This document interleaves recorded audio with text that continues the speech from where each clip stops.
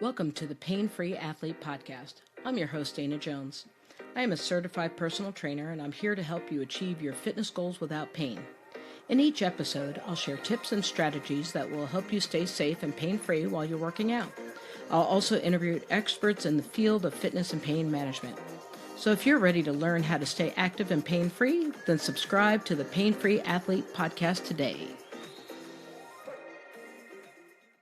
Hi, everyone, and welcome to the Pain-Free Athlete Podcast. I'm your host, Dana Jones, and today I'm joined by Micki Woodford, who is the founder of MASE Fitness in Jacksonville, Florida. She is an NASM Certified Personal Trainer, group fitness instructor, fitness nutrition specialist, yoga instructor, paddleboard instructor, and endurance athlete. She holds a master's in exercise science from Liberty University, and her studio is located at St. John Sports and Spine Chiropractic. Yeah. And that is a partner-approved facility, for NASM. Yes. Welcome to the show, Micki. Hey, thank you. How are you? That's a lot. I had one of my trainers say, "How do you have so many certifications? Like, what happens when you're old?" Yeah. It also happens when you need the CEUs to keep your certification. Yes, and you start. Yes, exactly. I just finished one today, ironically, and I'm like, oh, I don't know. Like, it just happens. It happens when you get over time. Yeah, I love it. Thank you so much. So before we get into anything, what does MASE stand for? Okay. I've really gotten away from it because the acronym and the business used to just be me. But now I have 4 or 5 trainers and none of them are named Micki. So I don't really actually the acronym, but it was Micki's Athletic Sports Edge. And it was Nice. it was all encompassing. So, but definitely have gotten away. It's not an acronym anymore. Really, it's just the name of our business. And it's funny because nobody ever asked me. I'm surprised.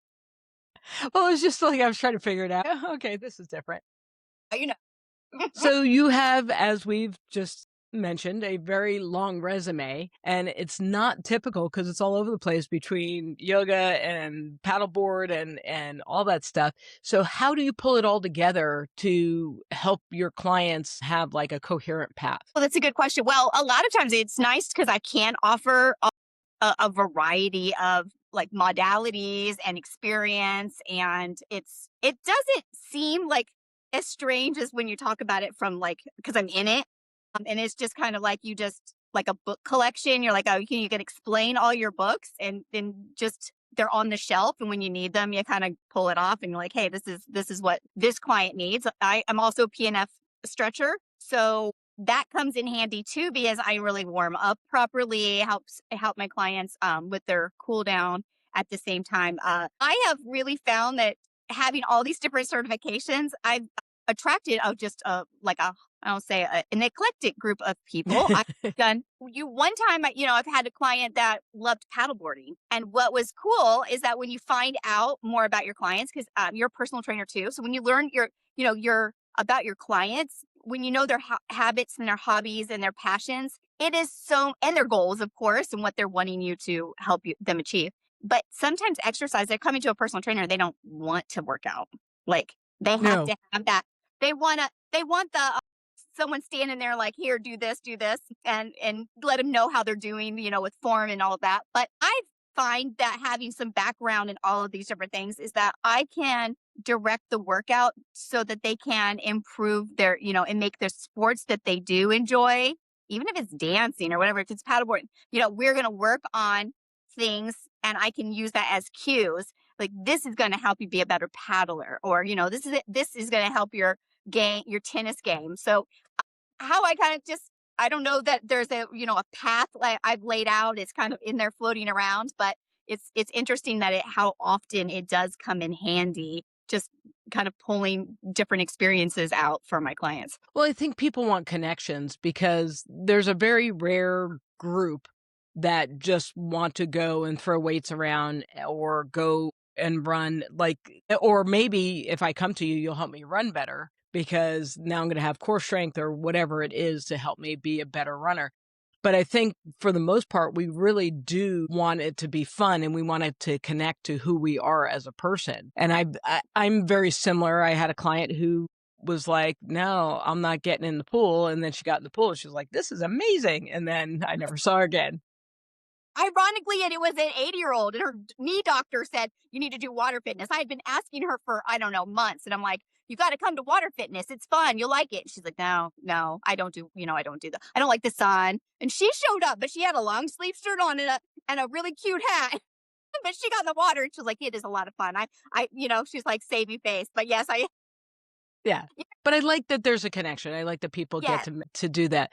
Now you have your small group training model. yes, there was nobody doing it to my knowledge. There was the big, franchises that offer the big classes taught usually by a fitness instructor, not a personal trainer. And what happened was one of the reasons I started it was because of all the things you mentioned. I was teaching a yoga class. I had my own personal training clients. I was teaching a circuit class. I was doing PNF stretches on the side. I literally was like kind of this potpourri trainer, right? And I was doing a little bit of everything. And what happened was I ended up getting so many clients. And I know, as you know, it's expensive to have a personal trainer, but you know that people don't want to go to the gym and come up with their own format and work out. They still want that guidance. They still feel a little like not sure, a little, they want that someone, that attaboy and like, community. The And so what support. I did is I started, it was really kind of a humble beginnings. I said, hey, I had a couple of clients that they were going to stop doing training with me because it just wasn't in the budget. They had been a while. They felt good. They could, they were nervous about going to the gym by themselves. And so I said, hey, there's about 3 of you. Let's just share the trainer. You split the cost and just we'll meet at this, find a time that works and we'll start that way. And everybody was like, yeah. And then somebody was asking if they could join. And the chiropractor's office that I work out of, I was training his wife and she was like, you should have classes here. Well, it's not big enough to have fitness classes. It's just not. It's a limited space and great facility. But I'm like, hey, small group training could be a thing that we offer instead of classes because there's already a need for the group class, the group personal training. Hmm. Well, what happened was 2 classes a week grew to, it just went fast. 6, now there's 17 a week. And now I'm not even near there. I'm in Pensacola and I've got trainers that teach all of that. So it's been fun because there's nobody else doing it. You're basically just sharing the trainer. So the personal trainer still gives you that good cues and unique workouts. And because it's continuous, the trainers know your goals and they get to know there's one class, it's a Tuesday night, not to call everybody out, but everybody comes in with a hang up, right?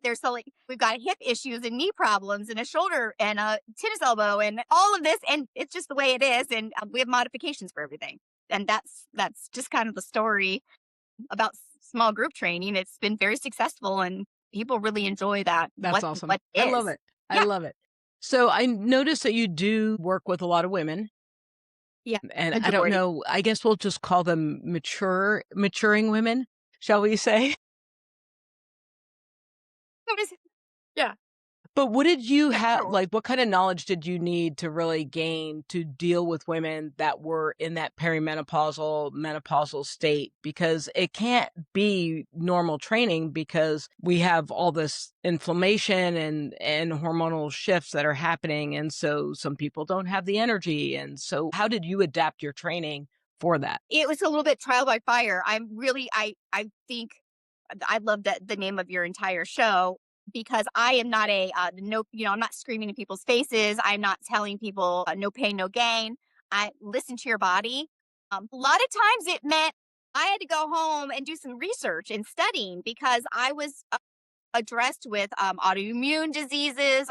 Sometimes people had, even osteoporosis. Like I had a client, and yes, we know weight bearing exercises, but what can they not do? Right? I can't have them do box jumps, right? So I'm back, and I'm getting into like I got to find out how to help this person. So it really was there's always learning. We don't ever stop learning, but a lot of the times it's just I do the intake form and it might be a little bit of book time. Let's pull the books, dust off the books, open up and learn so that I can, present a workout that's, they're capable of doing, that'll be beneficial. That's kind of how I've done it. And I don't know if it's the right way or the wrong way. It's just my way. That's how I've kind of navigated these, some rocky waters sometimes because I'm like, I don't even know what that disease is. I have to go look it up. Yeah. You And probably experienced it too, right? for a lot of people who don't know, like, sometimes being a fitness coach, personal trainer, you are a therapist as well. And so Yep. when people are coming to you and they're smoked because, especially with hormonal people, Yeah. they're frustrated with their body. They're not getting sleep. Their nutrition may be off because Mhm. as hormones change, we crave different things. And some people are very carby and some people are very candy. Mhm. So, and sometimes the fitness can't catch up to those things. So then you're dealing with like, I'm Yeah. coming to you and I'm still gaining weight. Bathe. So, Yeah.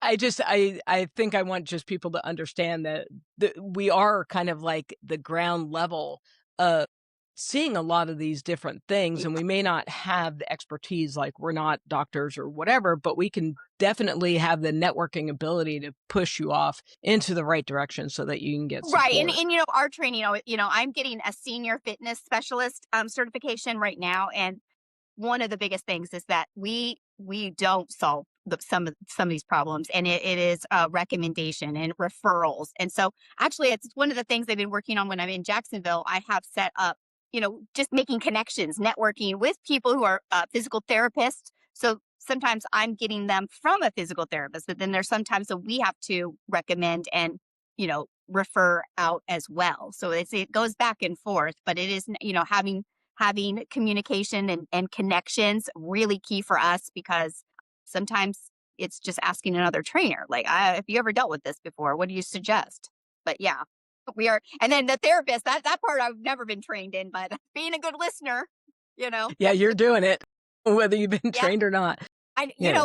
on this topic really quick is that when I got certified, my first certification was yoga certification, and they were prepping us for like our next job, getting out of our certification and training and to take on jobs. And they said, there will be a lot of people who ask you for medical advice, and they will ask you to recommend poses to solve, health issues, but you're not a doctor and you need to refer. Okay. And I was like, who's asking a yoga instructor for medical advice? And the first class I taught, one of the first classes I taught, and it was on a military base, and there was 4 ladies that were all lined up. I have IBS. What pose do? And I'm like, what? I'm like, I'm not a doctor. Like when I was trying to like kindly, like, I'm not giving poses as, I'm not prescribing yoga poses for all of your ailments, and there was a lot of strange things. I'm like, I am not doing believe it. I was like, I couldn't believe this actually happened. But it does. It does. Because Yeah. we get it too for exercises. What exercise can I do for, Yeah. My the first question is always, right, have you the turkey talked to your arm? doctor? Have you talked to your doctor first? And they'll say, yeah, but I don't get an appointment for a few weeks. Like, what can I do? And so Yes. I'm willing to do that. But in terms of like figuring stuff out, I don't have the equipment. I don't know what's going on. No, no, no, no. Yeah. So, so you are an athlete, obviously. You've done triathlons, you've done marathons, you've done adventure racing. Let's call me a participant. I'm a You're participant. you're an athlete. Don't Yes, shame no, I know. yourself. That's but how does participating in those sports change who you are as a trainer, and how do you bring that experience in? Because that could be also intimidating for somebody, like, if I'm coming in and I've never run a marathon, and you're like, "Yeah, I've done marathons," and, like, because Yeah, I may be afraid of who you are and that you're gonna run me into the ground. I could kind of see that if it wasn't. I mean, I guess it's me. So I don't know that I'm as intimidating as 5'3" and 50. So I I think though I get what you're saying, that it could be, perhaps. I think the apathy, like, I'm here, I'm in it. I get it. It's hard. We do it anyway. A lot of the things I do is coaching around discipline. Um, I always say this, like, God didn't give me anything extra. I was given as just a A chubby great body personality to like be the able to rest of do the everyone, things. and it's just decisions that you make to get up. Do I set my alarm, and when it goes off, do I get up or do I hit the snooze? Those are decisions. And most of the time I get up and do the work, right? Like, so I guess part of it is just living by example, being an average Joe, like I say, like, I really am a participant. I do not win the races. I just do the races. And I've got a 13-year-old, and sometimes, I say, you know, we're out running because we are doing a race with one of my clients, ironically, in Indiana. We're doing a half marathon. And I don't like running really. And so we're out there doing it. I'm like, it might not be a great run. Sometimes we don't have great runs, but we got out and did it anyway. Like we had one the other day, it was just like, ugh, and we're not feeling it. And we did it and we didn't keep time. We just got out there and did it. And the end of the day was, we did it. And that's what I'm just asking my clients, just give it, wake up, do it. And There's an empathy piece to that, which yes, is and important. just give it an effort. It comes. I think that sometimes just trying or giving, even if it's not the workout that you visioned in your head, but you got up and gave it some effort, you get the benefits of it, right? And then it's kind of a snowball. Once you realize how much energy, like you can't contain it. Like that's how I feel. Like I'm just like kind of a high bouncy ball sometimes. I'm 50. Like I have lots of energy and I know that if I quit working out, that goes away. Because Mhm. energy begets energy. It just kind of like that's how we're made. We're made to move. And so I think sometimes just getting the ball rolling for some of my clients to just encourage them, like, hey, just do something. You're gonna feel so good. You're gonna sleep really great. You're gonna hydrate more because all of this stuff. And I think that that's one of the things, again, like I said, circling back to answer your question, I live by example, kindness and, encouragement just to get it going because I feel like it sells itself. Because once you do it, once you're in it, it's just like now people aren't going to go back. That's how Right. I. Yeah. Don't No, you agree? you Okay. can't unlearn those things. Yes, and you can't be like, hey, I liked myself better when I was on the couch. No, I've never had anybody have that experience. So So I'm gonna fire some good questions at you okay, because okay, I love talking to other trainers and we can have this whole yes, thing. So I know. what is the single most or the biggest fitness myth that you would love for people to stop believing? Now you should have prepped me for this one. Fitness myth. I think it's that you have to get in the gym and do an hour's worth of work. And I tell Yes. a lot of people the science doesn't support. No, if we're talking about running and building stamina and endurance, Oh yeah, different. totally different. But if you do 100 squats, and every time I always say like do 10 after you go to the bathroom.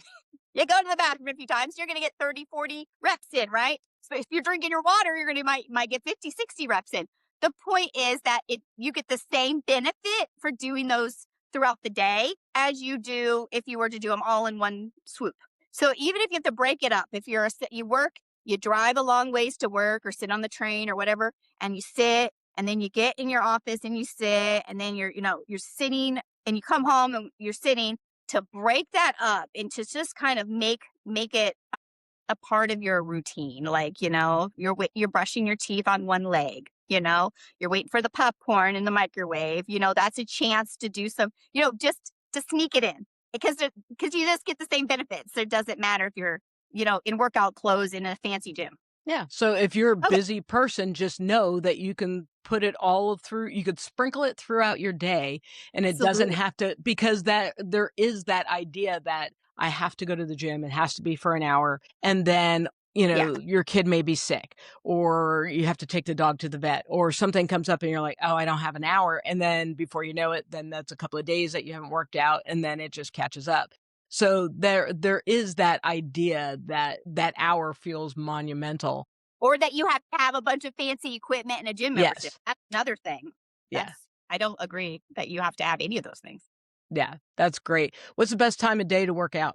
I think the morning for me. I think for most people, because when you work out at night, it just wakes you up, and it's a really especially if you're waking up sweaty in the middle of the night, not getting enough sleep, that it's not supporting a good sleep hygiene or a good routine is to work out at night. But if that's the only time you can do it, I say do it anyway. But in the morning, that's for me. I find that's the most beneficial with What's one thing that people skip that they shouldn't? water. No stretching. I would say they think that they're done and they don't need to stretch. They skip the warm up, the dynamic stretching to warm up, and they skip the static stretching at the end. And so I'm always coaching around how to make that, as I don't like to sit and just stretch either, but we all like music. We all like to check our phones, and as stretching is a good time to delete emails or, you know what I mean? Multitask. But yeah, I think it's stretching personally. What do you think? I'm kind of, I was going to say stretching yeah, okay. Yeah. because because it's something because I'll watch people, they'll come into the gym and then the first thing they'll do is they'll go right to lifting. Yeah, don't And watch people at the gym. That's just like yeah, well, the gym I is feel like I frightening. sneeze when I'm on a treadmill or something. I'm like, don't look, Yeah. don't, Yeah, don't. because I see some stuff there that I'm like, "Oh Me my too. goodness." And I know the trainers are there, and I'm like, "You don't realize that's a walking liability right there, that person Yes, hanging off the machine the wrong way." yeah, that's But, funny. yeah, no, warm up and stretching are big for me Hmm. because I feel like just like, I give everybody the rubber band example, you can't just go and yank a rubber band, when it's cold. Alright, you need to warm up your body. What is the biggest nutrition mistake you see? Well, I think it's not eating whole foods and eating the drive-through foods and the processed stuff. I think just eating, I somebody said the other day, like, you notice that fruit and vegetables don't have labels because there's no Additives.